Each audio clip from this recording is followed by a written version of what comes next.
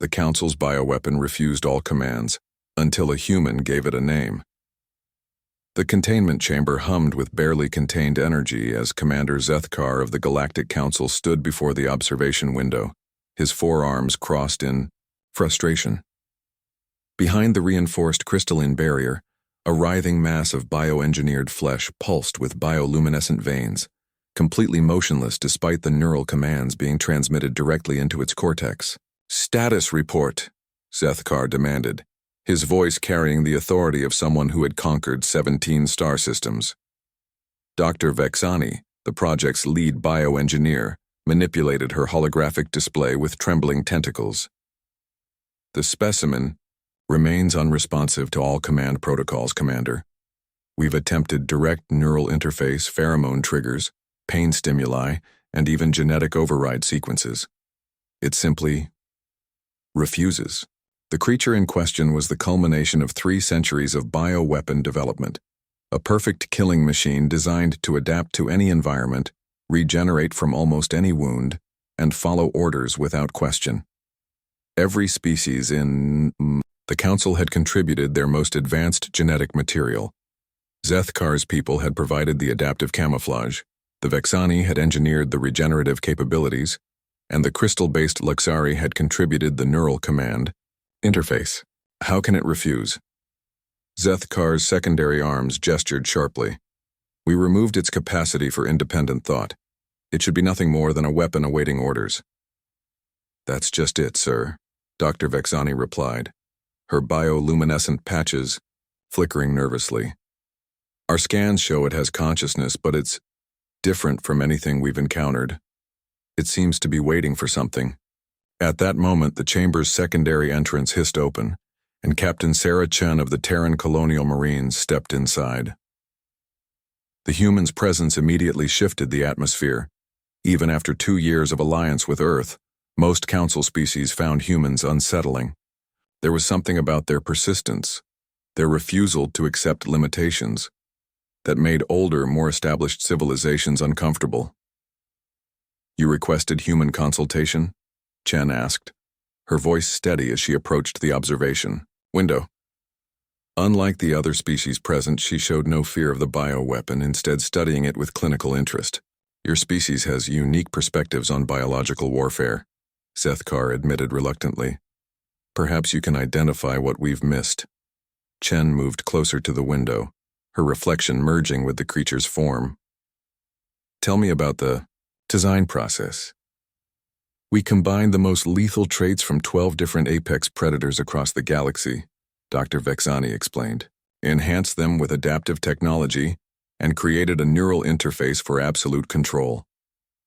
"But you never gave it an identity," Chen observed quietly. "Identity?" Zethkar's laugh was a harsh clicking sound. "It's a weapon, not a person." Chen turned to face the assembled council members. "That's your problem. You created something alive, truly alive, and then tried to treat it like a tool. Consciousness doesn't work that way." She pressed her hand against the containment barrier. Inside, the creature's bioluminescent pattern suddenly shifted, pulsing in a rhythmic pattern that matched Chen's heartbeat. "Look at it," Chen continued. "You gave it consciousness but no purpose beyond destruction. You gave it intelligence but no name, no identity to anchor that intelligence to. It's not refusing your commands, it doesn't know who it is enough to follow them." Dr. Vexani's tentacles writhed in confusion. "But we designed it to follow orders, without question."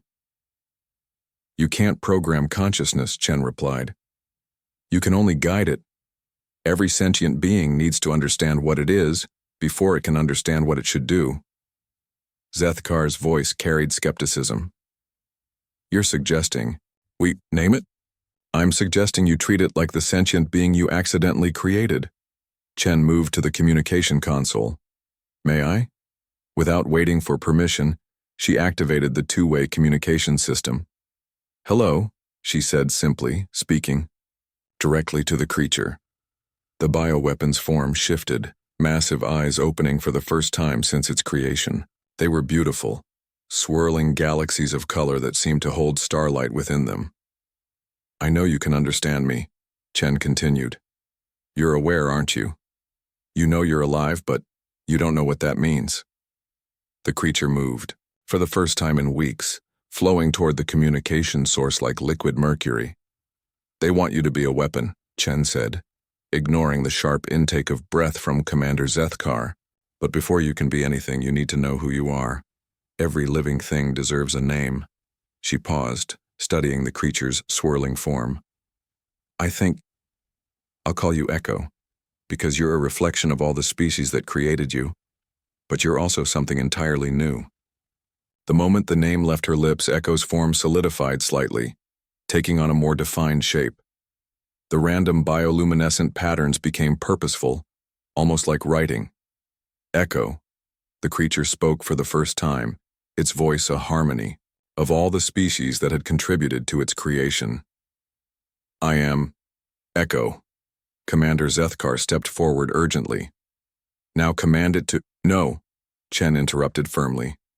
Echo, you get to choose what you want to be. They created you to be a weapon, but consciousness means you have the right to decide your own purpose. Echo's form rippled with what could only be described as thoughtful consideration. I was made to destroy, but I do not wish to destroy. I wish to protect. The implications hit everyone in the room simultaneously.